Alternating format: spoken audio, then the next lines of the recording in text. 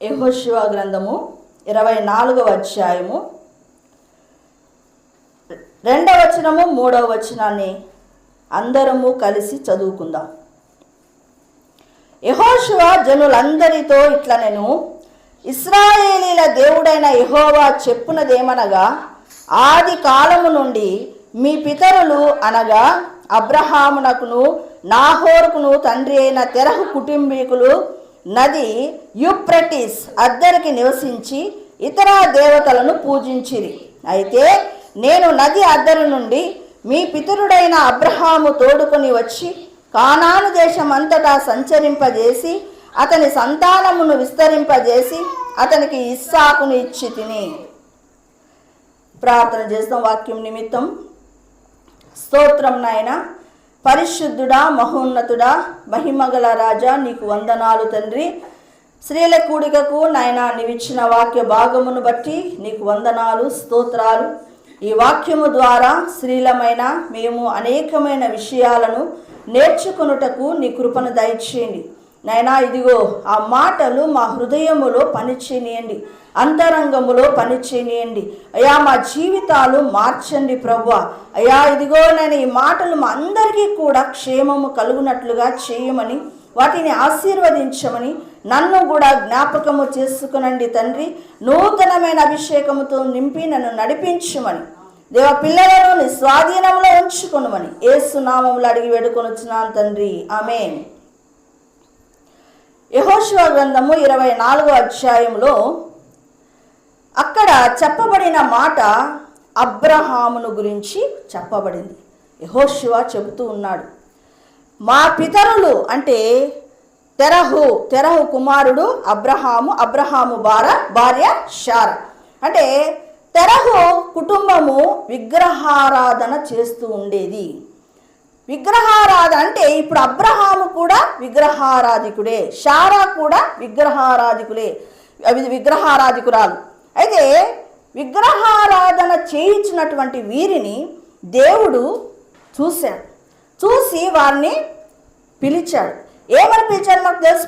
ఆది కాండము 12వ అధ్యాయములో ఏమన్నాడు అబ్రహాముతో, నీ యొక్క దేశము నుండి, నీ బంధువుల దగ్గర నుండి, నీ యొక్క జనము నుండి నువ్వు బయలుదేరు. నిన్ను నేను ఆశీర్వదిస్తాను, గొప్ప జనముగా చేస్తాను. నిన్ను ఆశీర్వదించేవాడిని నేను ఆశీర్వదిస్తాను, నిన్ను శపించేవాడిని నేను శపిస్తాను అనే మాటతో దేవుడు ఏం చేశాడంటే అబ్రహామును పిలిచాడు. చూడండి, అబ్రహామును పిలిచినప్పుడు అబ్రహాముతో పాటు శారా కూడా బయలుదేరింది. ఎంతమంది భార్యలు భర్త అడుగుజాడల్లో నడుస్తూ ఉన్నారు. ఇప్పుడు భక్త సింగ్, దైవజనుడైనటువంటి భక్త సింగ్ ఉన్నాడు. భక్త సింగ్ విషయంలో దేవుడు సేవా పిలుపు ఇచ్చాడు. సేవా పిలుపు ఇచ్చినప్పుడు తన భార్య వెంబడించిందా? లేదు. అయితే ఇక్కడ మనం శారాను చూసినప్పుడు అలాగే చాలామంది ఉన్నారు. రాజబాబు, దైవజనుడైనటువంటి రాజబాబు కూడా సేవకు వస్తుంటే వాళ్ళ భార్య సహకరించలేదు. మరి ఇలాంటి సందర్భాలను మనం చూస్తున్నాం కదా.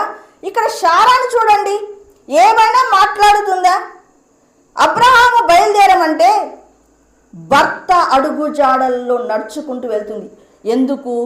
అది కూడా ఏమన్నాడు, మొత్తము మూట ముళ్ళ సర్దాల.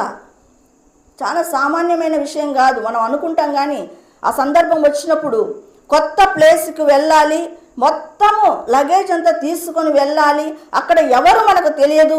కానీ మనం బయలుదేరుతున్నప్పుడు ఎన్ని క్వశ్చన్స్ మనకు వస్తాయి, అవునా? ఆయన ఏమీ మాట్లాడకుండా భర్త అడుగుజాడల్లో ఆమె నడుస్తూ ఉంది. చూడండి, అంటే దీన్ని బట్టి ఏమర్థమవుతుందంటే శారా భర్తకు లోబడి ఉంది, భర్త యొక్క అడుగుజాడలలో నడిచేటటువంటి స్త్రీగా ఉంది. శారా ఏం ఆలోచన చేసింది? ఆమె కూడా ఒక విగ్రహారాధికురాలే కదా. దేవుడు అబ్రహాముతో మాట్లాడినప్పుడు అబ్రహాము చెప్పింటాడు ఖచ్చితంగా, ఇలాగ దేవుడు నాతో మాట్లాడుతున్నాడు అని. అంటే ఆమె నమ్మాలి కదా. మొదటి విషయం ఫస్ట్, ఏందో దేవుడు అంటున్నాడు, మన దేవతలు మనకు మస్తుగా లేరా? ఈయన కొత్త దేవుడిని మొదలు పెట్టాడు, ఏదో దేవుడు మాట్లాడుతున్నాడట, ఏమో సరే నీతో మాట్లాడాడు, అదే మాట ఖచ్చితంగా భార్య అయినా నాతో కూడా మాట్లాడాలి కదా, నాతో మాట్లాడితే నేను కూడా బయలుదేరుతానా అనాల్సింది. కానీ భర్త ఒక మాట చెప్పగానే ఇక ముందు వెనక ఏమి ఆలోచించకుండా శారా బయలుదేరింది. శారా ఏం చేస్తుంది? భర్త యొక్క అడుగు జాడలను అనుసరిస్తూ ఉంది. ఏది విధమైన మీరు ఆమెను గురించి ఇప్పుడు వింటే గాన ఎక్కడ కూడా శారా క్వశ్చనింగ్ చేయలేదు. చూడండి, అది మనం నేర్చుకోవాల్సింది. శారా తన జీవితంలో భర్తను ఎక్కడ కూడా క్వశ్చనింగ్ చేయలేదు. చూడండి, బయలుదేరారు. దేవుడు ఏమన్నాడంటే, నీకు ఆశీర్వదించి నేను కనాను దేశాన్ని ఇవ్వబోతున్నాను అన్నాడు. కనాను దేశానికి చేరారు. చేరినాక అక్కడ కరువు స్టార్ట్ అయింది. వెంటనే భార్య ఏం చేయాలా? సనుగు పెట్టాలా? బాగా ఉంటిమి పితరుల దగ్గర, మన వాళ్ళందరూ ఉన్న కాడ ఉండకుండా నువ్వు నన్ను తీసుకొచ్చి ఈడబడేశావు. ఇక్కడ చూస్తే కరువు వచ్చింది, ఇక్కడ తిండి లేదు, తిప్పలు లేదు అని ఎన్నో మాటలు రావాల్సింది. కానీ శారా ఏమీ కూడా మాట్లాడలేదు. అబ్రహాము ఏం చెబుతుంటే ఆ మాటలకు వింటూ ముందుకు సాగింది. చూడండి, ఐగుప్తులో కొంతకాలము ఉందామని వాళ్ళు బయలుదేరారు. చూడండి, శారా ఎవరు భర్త ఇస్తున్నాడు సాక్ష్యం. ఏమనిస్తున్నాడంటే, నీవు మిక్కిలి చక్కని దానివి కదా, నిన్ను చూసి నాకు ఏదైనా మేలు కలిగేటట్టు చెయ్యి, నిన్ను చూసి నన్ను చంపిపారేసేటట్లు చెయ్యొద్దు, కాబట్టి నీవు నా చెల్లెలు అని చెప్పమన్నాడు. ఐగుప్తులోకి వాళ్ళ యొక్క మొత్తము ఠికానా మార్చారు. అక్కడ చూస్తే అక్కడ ఫరో అంటే ఐగుప్తీయులందరూ కూడా ఆమెను చూడడము, ఇంకా పొగడ్డం మొదలెట్టు. అబ్బాబ్బాబ్బా, ఆమె ఎవరో కొత్త కుటుంబం వచ్చింది, అక్కడ ఉందో ఆమె చూడు, ఆమె అందము చూడని ఇలాగా ప్రచారము మొత్తము కావడం జరిగింది. అది అలా తిరిగి ఇలా తిరిగి ఫరో దగ్గరికి ఆ యొక్క మాట చేరగానే వెంటనే తెచ్చి పెట్టుకున్నాడు, ఇంటికి చేర్చుకున్నాడు. చేర్చుకొని అయితే ఆడ శారా ఏం చెప్పింది? భర్త ఏం చెప్పమన్నాడు? చెల్లెలని చెప్పమన్నాడు. కాబట్టి చెల్లెలని చెప్పింది కాబట్టి ఈయన ఏం చేసినాడు? ఇంటికి చేర్చుకున్నాడు. శారాను బట్టి అబ్రహాం కంట గొడ్లు, గొర్రెలు, ఒంటెలు, దాసులు, పనికత్తెలను, ఆడగాడిదలను, మగగాడిదలను ఇలా సుమారుగా అంత సమకూర్చాడు అబ్రహాంకు. ఎందుకు? ఈయన అన్న చెల్లెలు, అబ్బాయి ఇంత అందగత్తె, నాకు భార్య అయితే ఎంత బాగుంటుంది అని ఇప్పుడు అన్నను ఐస్ చేసుకోవాలి కదా. కాబట్టి చాలా రకాలైనటువంటి జంతువులన్నిటిని కూడా బహుమానంగా ఇచ్చాడు. అయితే ఎప్పుడైతే శారాను ఇంట చేర్చుకున్నాడో ఐగుప్తీయులకు, ఆ ఇంటి వారికి, ఫరో ఇంటి వారికి బహువేదనలను కలగజేశాడు దేవుడు. ఇంకొక సందర్భంలో ఏమైపోయిందంటే, మరలా గెరారు దేశానికి రావాల్సి వచ్చింది. ఆ గెరారు దేశానికి ఏలుతున్నటువంటి వాడు అబీమెలెకు. ఈ అబీమెలెకు కూడా అక్కడ జనాలు మరలా డిస్కషన్ జరిగింది. చూడండి, అబ్రహాము కానానుకు వచ్చినప్పుడు, కానాను దేశానికి వచ్చారు కదా, కానాను దేశానికి వచ్చినప్పుడు అతని వయసు 75 సంవత్సరాలు. శారా 10 సంవత్సరాలు చిన్నది. అంటే ఎన్ని సంవత్సరాలు ఉంటాయి? 65 సంవత్సరాల్లో ఆమె ఎలా కనపడుతుందంటే మిక్కిలి చక్కనిది అనే స్టేట్మెంట్ వచ్చింది. ఇప్పుడు కూడా గెరారు దేశానికి వచ్చారు. గెరారు దేశంలో కూడా ఇదే టాక్ వినపడింది. అబ్బా, ఆమె అందము చూడ చక్కగా ఉంది అని ఆ మాట ఈ మాట తెలిసి అబీమెలెకు కూడా తన ఇంట చేర్చుకున్నాడు. అలా చేర్చుకుంటే అక్కడ కూడా ఏం చెప్పింది ఆమె? శారా నేను చెల్లెలు అనే లోపల అబ్రహాముకు చూడండి, అబ్రహామును అబీమెలెకు చేర్చుకోవడము, ఈయన కూడా ఏం చేస్తున్నాడు? ఇక్కడ ఐస్ చేస్తున్నాడు అబ్రహాము. కానీ దేవుడు దర్శనమందు నీవు ఆమె విషయంలో చచ్చిన వాడవు, అతడు ఆమె అబ్రహాము భార్య అని చెప్పగానే అబీమెలెకు ఆమెను ముట్టలేదు. సరికదా, ఏమన్నాడు? అతను చెల్లెలంటేనే నేను ఇంట చేర్చుకున్నాను, కానీ అతనే కదా అబద్ధం చెప్పాడు. చెల్లెలు కాబట్టి నేను భార్యగా చేసుకోవాలనుకున్నాను, కానీ ఇక్కడ అతడు అబద్ధం చెప్పాడు, అతనిది కదా తప్పు. అంటే నిజమే, నువ్వు యథార్థంగానే ప్రవర్తించావు, నీది ఏం తప్పు లేదు, అయితే ఆమె ఒకని భార్య కాబట్టి ఆమెని వదిలిపెట్టేమన్నా. వెంటనే అబీమెలెకు అబ్రహామును మరలా పిలిచి, ఎందుకు నువ్వు ఇంత పని చేశావు? నువ్వు చెప్పొచ్చు కదా, నీ భార్య అని చెప్పొచ్చు కదా అని అంటే ఏమంటాడు? నా భార్య చక్కంది కాబట్టి నాకు ఎక్కడ వేదనలు వస్తాయో అని నేను అలాగ చెప్పాను. ఇక్కడ నేను చెప్పేది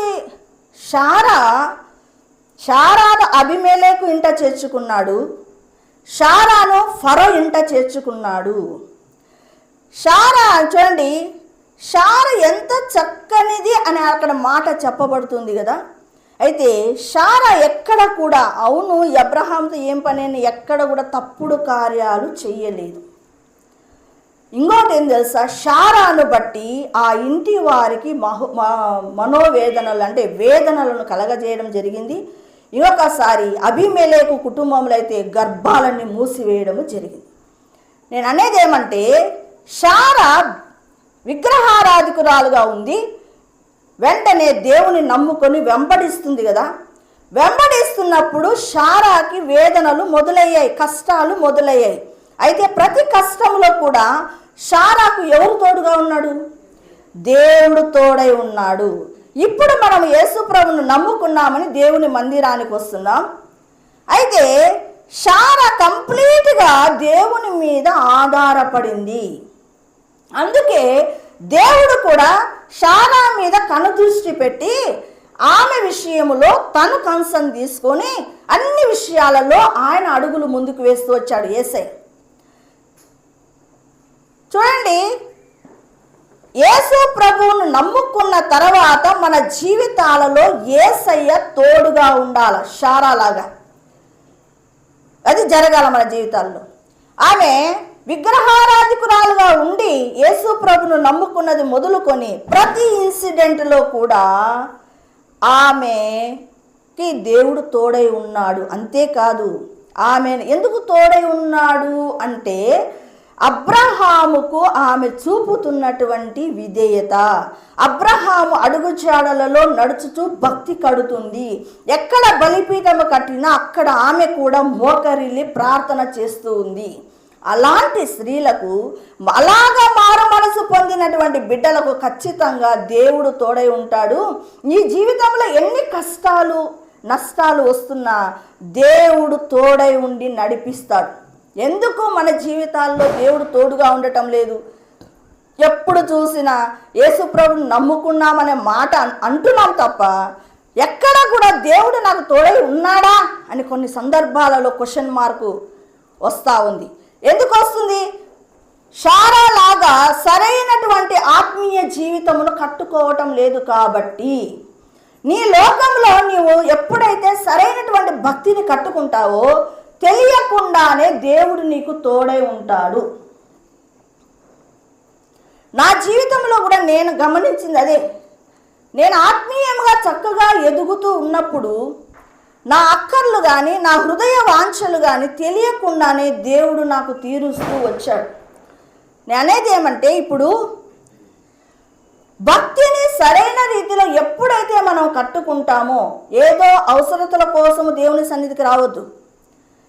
నేను పరలోకానికి వెళ్తే ఉన్నతమైన ఆత్మీయమైన మెట్లను నేను ఎక్కాలి, అక్కడ నేను ఆ బహుమానాలు పొందుకోవాలి, ఆడు పోయే లోపల ఇక్కడ నేను సంపాదించుకోవాలని నీ లోకంలో నువ్వు ఎప్పుడైతే చక్కటి భక్తిని కడతావో తెలియకుండానే దేవుడు నీకు తోడై ఉంటాడు. షారాను నడిపించినట్టు నడిపిస్తాడు.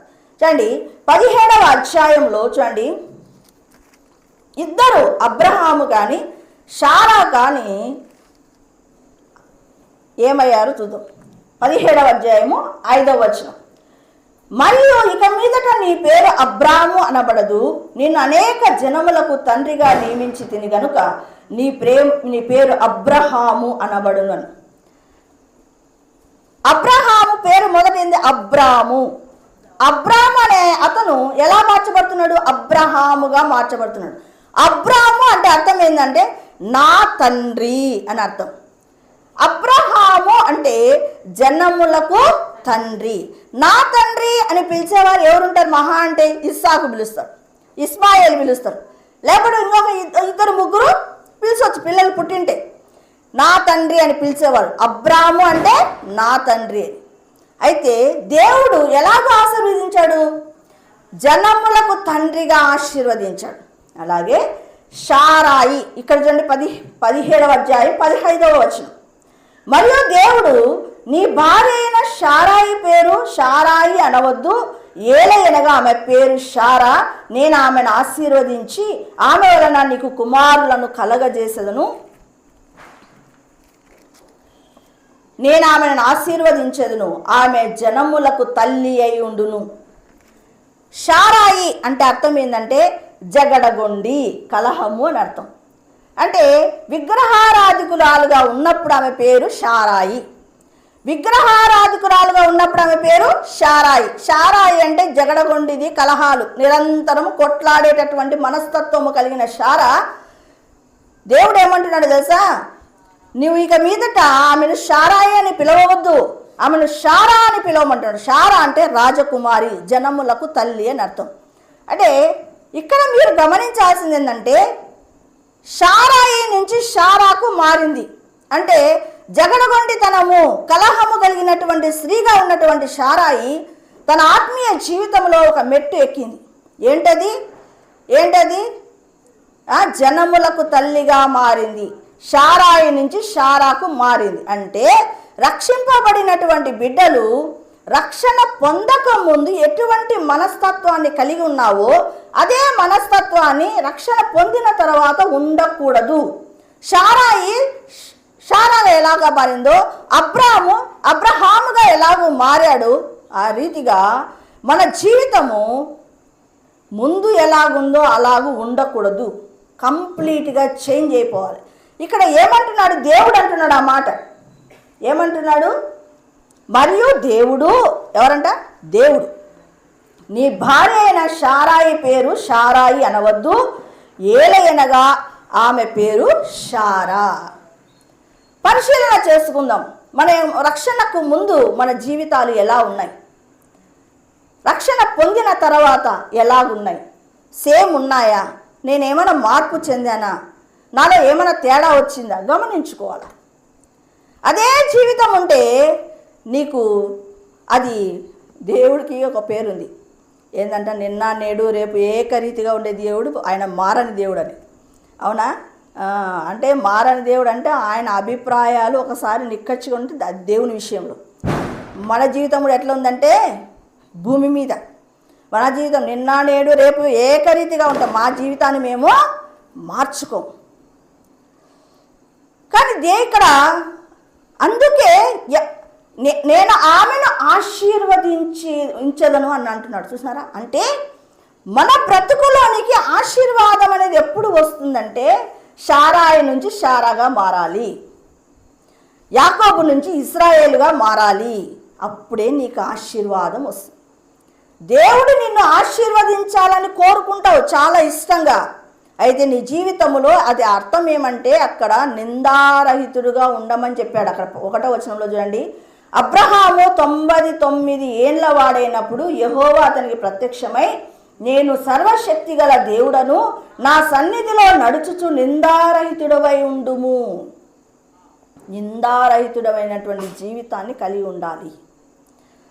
కాబట్టి శారా నిజముగా బైబిల్లో ఉన్నటువంటి స్త్రీలందరికంటే కూడా మాదిరికరమైన స్త్రీ. అటువంటి గొప్ప పేరు కలిగినటువంటి స్త్రీ ఆమె. మరి అటువంటి స్త్రీని మనము బైబిల్ గ్రంథంలో చదువుకుంటున్నాం. మన బ్రతుకులలో ఆ మార్పు రావాలి అంటే పరిశుద్ధపరచబడినటువంటి స్త్రీ ఆమె. అంటే పరిశుద్ధపరచబడాలి ఖచ్చితంగా. రక్షింపబడిన తర్వాత పరిశుద్ధపరచబడ్డం అంటే ఏంది? పాపము మీద జోలీక లేనితనం రావాలి. పాపం మీద జోలీక లేనితనము వచ్చింది కాబట్టి దేవుడే ఆమె పేరును మార్చాడు. నిందారహితమైన జీవితం ఆమెలోకి వచ్చింది కాబట్టి ఆమెకు ఆశీర్వాదము వచ్చింది. మన యేసు ప్రభు దగ్గరకు వచ్చేది ఎందుకు? ఆశీర్వాదాల కొరకే. ఎక్కడ పరలోకమని, ఆ పరలోకంలో మెట్లున్నాయి, ఆ పరలోకంలో ఈ స్థాయి ఉంది, ఆ స్థాయి ఉంది, దానికి బహుమానాలు సంపాదించే స్థితిగతులు ఇప్పుడు జనరేషన్లో ఆలోచనలైనా ఉన్నాయా? కనీసం లేదు. ఎంతసేపు ఉన్న వంట వండుకుందామా, తిందామా, పొద్దునేమి, మధ్యాహ్నమేమి, సాయంత్రం ఏమి, అదే ఉంది తప్ప అవును నేను భూమి మీద ఉన్నాను, భూమి మీద ఉండగానే నా ఆత్మీయతను నేను పెంచుకోవాలి, ఏ విధము చేతనైనాను నేను ప్రార్థన చేసుకోవాలి, నేను పరిశుద్ధపరచబడాలి అని తీవ్రమైన వాంఛలు కలిగినటువంటి జనాలు ఈ అంత్య దినాలలో లేరు. అంటే 100%లో ఎవరో ఒకరో ఇద్దరు, అందుకే కనానుకు వెళ్ళేవారు ఒకరో ఇద్దరు, యెహోషువ కాలేబులు, చాలా తక్కువ. అంటే ఉన్నతమైన మెట్టులోకి ఎక్కాలన్న ఆలోచనలు ఇప్పుడున్నటువంటి జనరేషన్కి ఏమాత్రము కూడా అసలు ఎక్కుదామన్న ఆలోచనలు కూడా రావటం లేదు. ఎంతసేపు ఉన్న వృత్తిని గురించిన ఆలోచనలు ఉన్నాయి కానీ దేవుని గురించిన ఆలోచనలు లేవు.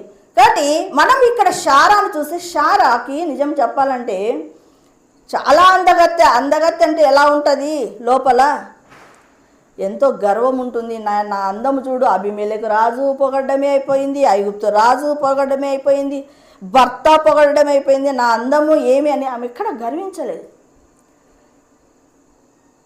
అలా అంత అందగత్తె తన యొక్క జీవితాన్ని ఆత్మీయముగా చక్కగా మలుచుకుంటూ ఉంది. దేవుడే స్వయాన్ని, నాకు చాలా నచ్చింది ఆ మాట. దేవుడు అన్నాడు ఆ మాట, శారాయి అనొద్దు ఇక మీదట ఆమెను అంటే. ఆమె మార్పు చెందింది, విగ్రహారాధికురాలుగా ఉన్నటువంటి ఆమె మార్పు చెందింది. ఆమె శారాగా పిలవబడాలి, ఆమెను నేను ఆశీర్వదిస్తాను అంటున్నాడు.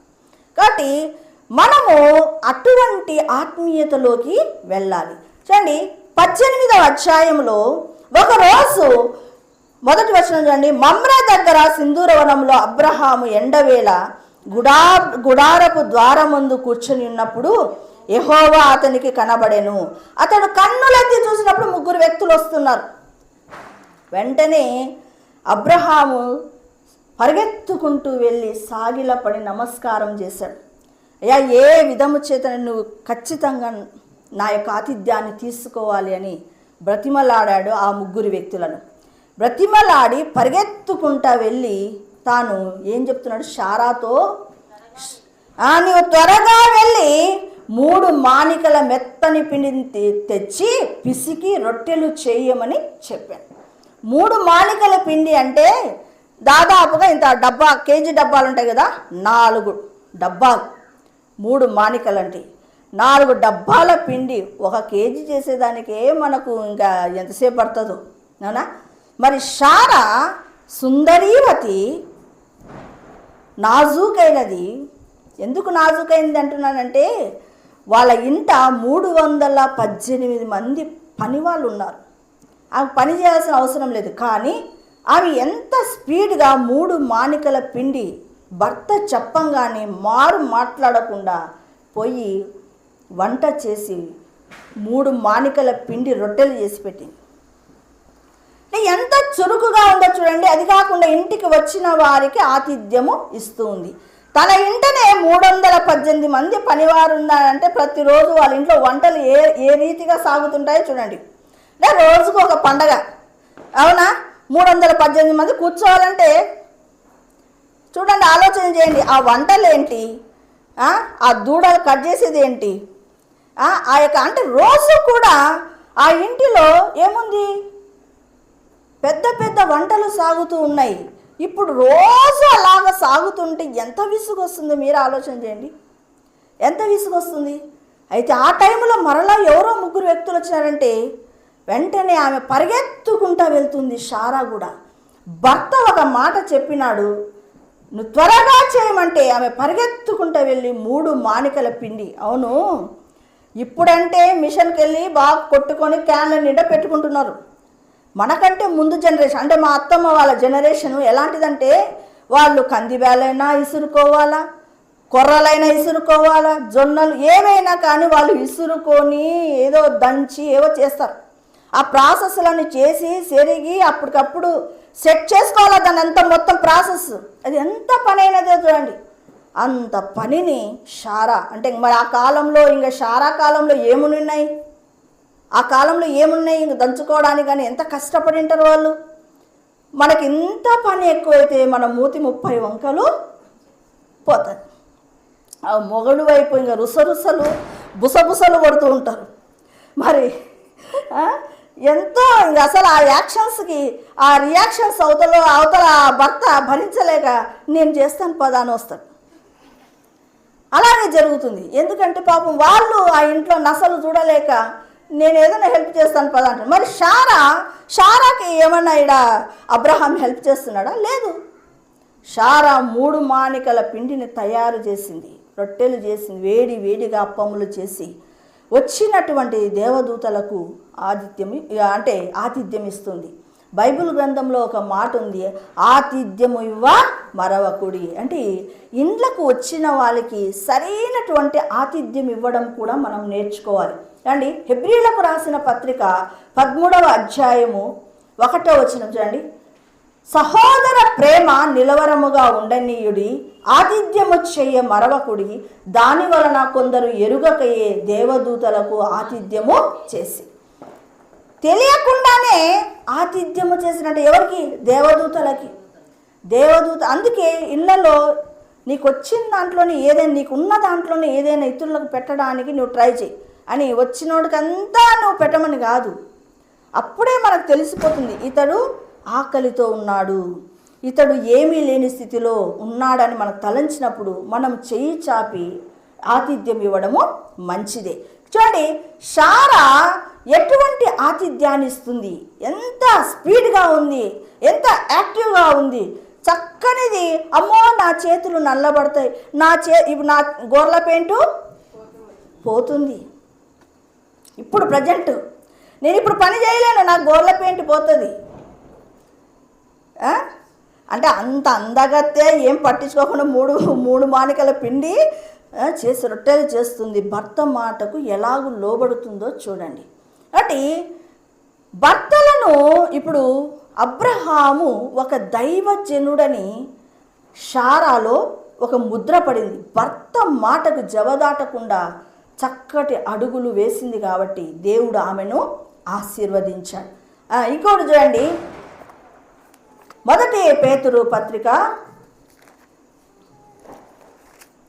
3వ అధ్యాయము 5వ వచనము 6వ వచనం చదువుతున్నానండి.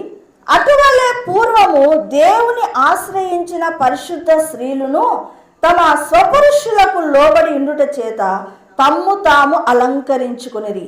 ఆ ప్రకారము శారా అబ్రహాముని యజమానుడని పిలుచుచు అతనికి లోబడి ఉండెను. మీరును యోగ్యముగా నడుచుకొనుచు ఏ భయమునకు బెదరక ఉన్న ఎడల ఆమెకు పిల్లలగుదురు. పూర్వం అంటే ఇప్పుడు లేరని అర్థం. ఏమని అడుగుతున్నారడా? పూర్వము దేవుని ఆశ్రయించిన పరిశుద్ధ స్త్రీలు, పూర్వము దేవుణ్ణి ఆశ్రయించిన పరిశుద్ధ స్త్రీలు అంటే ఇప్పుడు అంతగా ఆశ్రయించే వాళ్ళు లేరని అర్థం. పూర్వం ఉన్నారు, ఇప్పుడు లేరు. ఎలా ఉన్నారంటే వాళ్ళు స్వపురుషులకు ఏం చేస్తున్నారు? వాళ్ళు లోబడి ఉన్నారు. ఇప్పుడు భర్త ఒక మాట చెప్పినాడంటే దానికి లోపటం నేర్చుకో. కష్టమో నష్టమో లోపటం నేర్చుకో. అతడికి కూడా లోపల తెలియకుండానే ప్రేమ కలుగుతుంది. నువ్వు నిరంతరము నెగిటివ్ మాట్లాడుతూ వచ్చావు అనుకో భర్తను గురించి, భర్తలో లోపాలు ఉండొచ్చు, అయితే దాన్ని నువ్వు సహించి ఓపిక కలిగి ఉన్నప్పుడు ఒకానొక స్టేజ్లో అతడు నిన్ను కూడా ప్రేమించడం చేస్తాడు. నువ్వు ప్రతిదానికి కౌంటర్ ఇచ్చావు అనుకో, ఒక మాట అంటే నేను 10 మాటలు కౌంటర్ ఇస్తూ ఉన్నావు అనుకో, నీ మీద ప్రేమ ఎలా కలుగుతుంది? ఈమె నా మాట వినదు అని ఒక ముద్ర వేసేస్తాడు భర్త. కాబట్టి కొన్ని సందర్భాలు అది నష్టము కలుగుతుంది అని నీకు తెలిసినా కూడా ఏం చేస్తావంటే మౌనమైపో.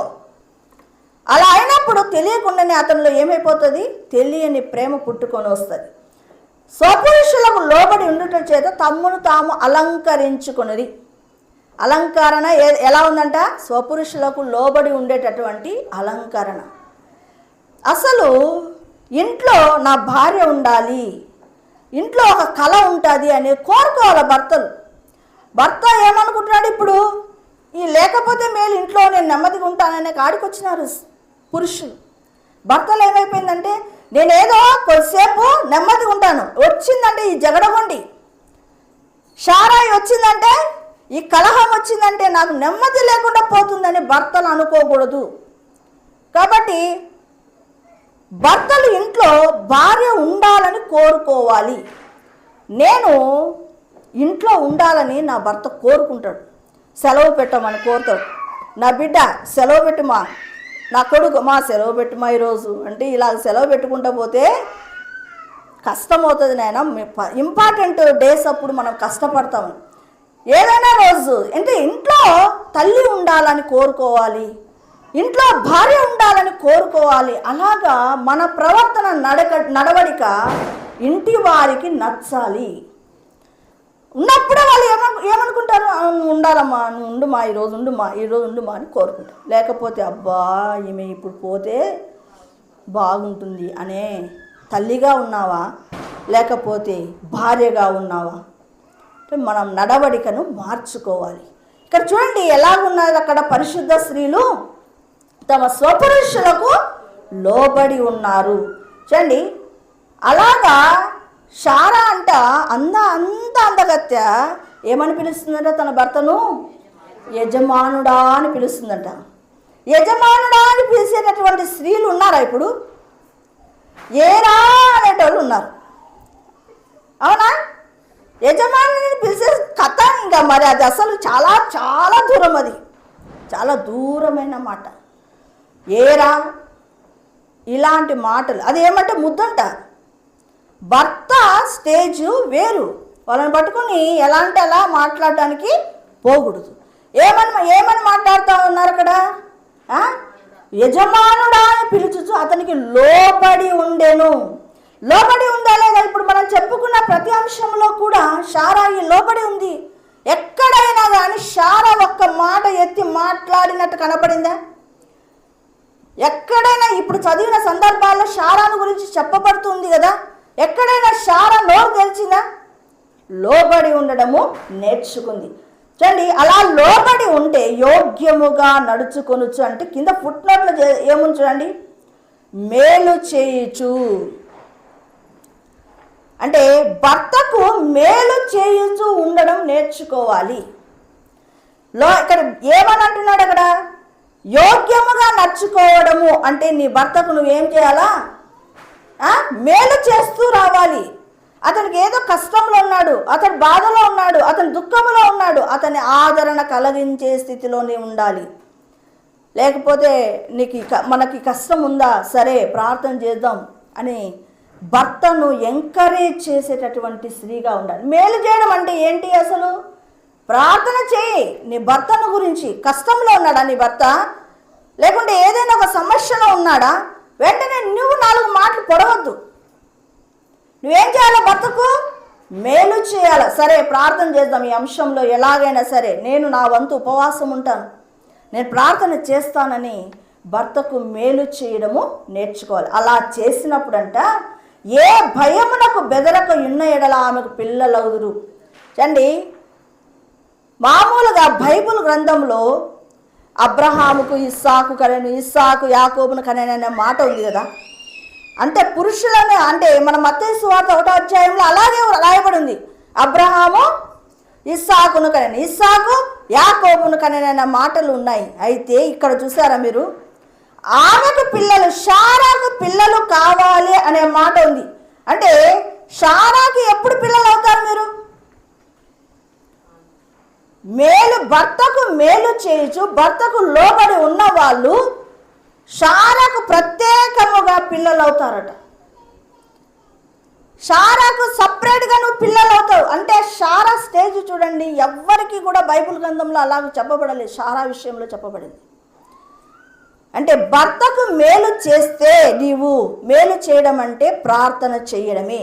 నువ్వు ప్రార్థన చేస్తే దేవుడు ఇన్వాల్వ్ అవుతాడు, ఖచ్చితంగా ఆయన సమస్యలు తీరుస్తాడు.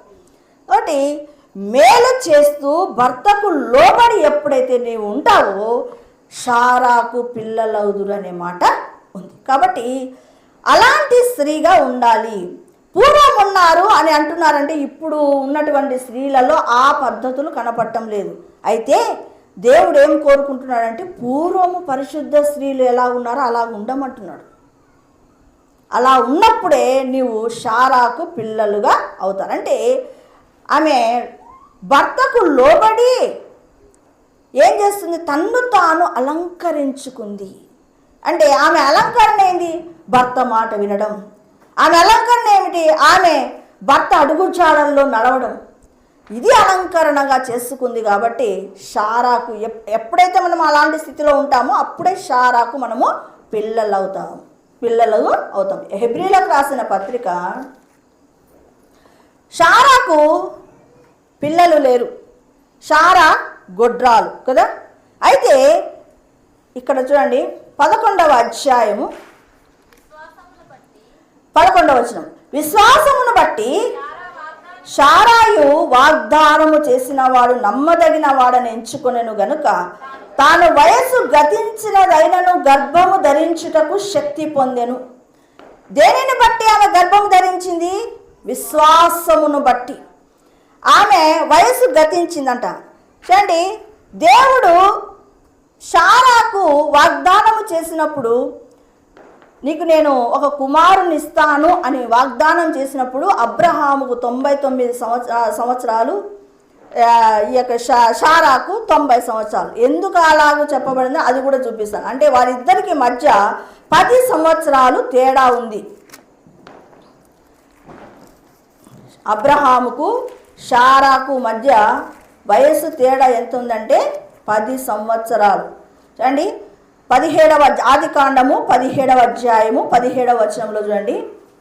అబ్రహాము సాగిలపడి నవ్వి 100 ఏళ్ల వానికి సంతానము కలుగునా, 90 ఏళ్ల శారా కనునా. అంటే అబ్రహాముకు ఎన్ని సంవత్సరాలు? 100 ఏళ్ళు ఉన్నప్పుడు ఈమెకు ఎన్ని సంవత్సరాలు ఉన్నాయి? 90 సంవత్సరాలకు సంతానము కలుగునా. చూడండి, ఇక్కడ అబ్రహాము కూడా నవ్వాడు. అవునా? ఏమన్నా చూడండి, ఇక్కడ అబ్రహాము సాగిలపడి నవ్వాడు. 100 సంవత్సరాలప్పుడు నాకు పిల్లలేంటి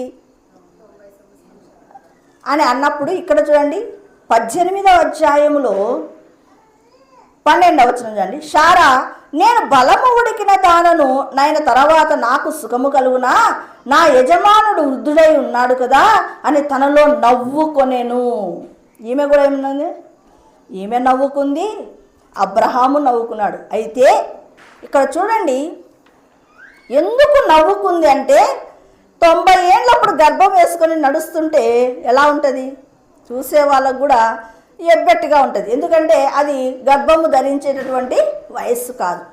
కానీ దేవుడు ఏమన్నాడు? సంతానాన్ని ఇస్తానన్నాడు. కాబట్టి అబ్రహాము కూడా ఏమన్నా, నేను 100 ఏళ్ళు నాకు సంతానం ఏంటి, నాకు 90 ఏళ్ళు నాకేంటి సంతానం, మృతతుల్యమైన వాడిని నేనని అబ్రహాం అనుకున్నాడు. శారా ఏమనుకుంటుంది? నా గర్భము మృతతుల్యమైపోయింది, నేను ఏంటంటే స్త్రీధర్మము శారాలో నిలిచిపోయింది. స్త్రీధర్మము నిలిచిపోయిన ఆమెకు గర్భం వస్తుందా? రాదు. కానీ అక్కడ 11:11లో ఏం చెప్పబడింది? ఇందాక మనం చదివిన దాంట్లో విశ్వాసమును బట్టి ఆమె వయస్సు గతించినను ఏందంట, ఏం పొందుకుందంట? శక్తి పొందుకుంది. దీనిని బట్టి, విశ్వాసమును బట్టి. అయితే అటువంటి విశ్వాసాన్ని మనము కలిగి ఉండాలి. ఆమె నవ్వింది అంటే అర్థం ఏంటంటే అబ్రహాము నవ్వడము కానీ శారా నవ్వడంలో ఏది అర్థం అంటే అక్కడ అవిశ్వాసముతో వాళ్ళు నవ్వలేదు, వాళ్ళ ఏజ్ను బట్టి వారు నవ్వుకున్నారు. మనకి ఈ వయసులో సంతానం ఏంటి? ఈ సంతానం ఇచ్చినా కూడా చూసే జనాల దగ్గర మనము చాలా అపహాస్య పాలవుతాము. గర్భం వేసుకొని నడుస్తూ ఉంటే సమాజం అంతా మనల్ని చూసి ఏమంటుంది? ఈ వయసులో ఈయన పిల్లోడిని కన్నాడు అని మాట ఎగతాళిగా అంటారు కదా సమాజము అని. వాళ్ళు దానికి అన్ని ఆలోచన చేశారు, కానీ విశ్వాస విషయంలో కాదు. విశ్వాస విషయంలో అబ్రహాము చాలా బలవంతుడుగా ఉన్నాడు, శారా కూడా బలవంతురాలుగా ఉంది. విశ్వాసమును బట్టే ఆమె శక్తి పొందుకుందట. అంటే శారాలో విశ్వాసము ఎంత బలీయముగా ఉందో చూడండి. ఇప్పుడు చదవబడినటువంటి అనేకమైన మాటలు ఉన్నాయి చూడండి. శారా అబ్రహాము అడుగుజాడల్లో నడిచింది. శారా బలమైన విశ్వాసురాలు. శారా పరిశుద్ధపరచబడింది, అంటే నిందారహితమైనటువంటి జీవితాన్ని కలిగి ఉంది. శారాగా మార్చబడింది. శారా చురుకైనది, శారా చక్కనిది. చూడండి ఎన్ని క్వాలిటీస్ శారాలో ఉన్నాయి. చూడండి ఎన్ని క్వాలిటీస్ ఉన్నప్పటికీ కూడా శారా ఎలా ఉందంట? అబ్రహామునకు లోబడి నడుస్తూ ఉంది. మరి మనకి ఇంత అందం ఉంటే గర్విస్తాం, ఇంత ఏదో టాలెంట్ ఉంటే గర్విస్తాం, కానీ ఎంత అనుకువతో భర్త దగ్గర సాగిందో చూడండి. అటువంటి విశ్వాసురాలు శారా. శారాను మనం జీవిత కాలమంతా జ్ఞాపకం చేసుకొని ఆమె అడుగుజాడల్లో నడవలసినటువంటి వారం. ఆమెకు మనం పిల్లలు కావాలి. దేనిని బట్టి? లోబడి ఉండడం ద్వారా, విశ్వాసము ద్వారా, చురుకుగా పని చేయడం ద్వారా ఇలాంటివి నేర్చుకోవాలి. మనం బద్ధకస్తులుగా ఉండకూడదు. కాబట్టి శారాలో ఎన్ని లక్షణాలు ఉన్నాయి కాబట్టి దేవుడు ఆమెను జనములకు తల్లిగా చేయాలని డిసైడ్ అయ్యాడు. కాబట్టి ఈరోజు మనమందరము కూడా అలాంటి ఆత్మీయ జీవితంలోనికి వెళ్ళాలి. దేన్నో ఈ లోకములో ఉన్నటువంటి వాటిని బట్టి మనం ఎక్కడ అతిశయించకుండా శారాలాగా 318 మంది పనివాళ్ళు ఉన్నప్పటికీ కూడా ఎంతో చురుకుగా తన ఇంట్లో ఆమె యాక్టివ్గా పార్టిసిపేట్ చేస్తుంది. అటువంటి స్థితిలోనికి మనము నడవాలి. కాబట్టి వింటున్నటువంటి మాటలు హృదయంలో భద్రపరుచుకుందామా? మరి శారాను మన జీవితంలో మోడల్గా తీసుకుందామా? ప్రార్థన చేద్దాం.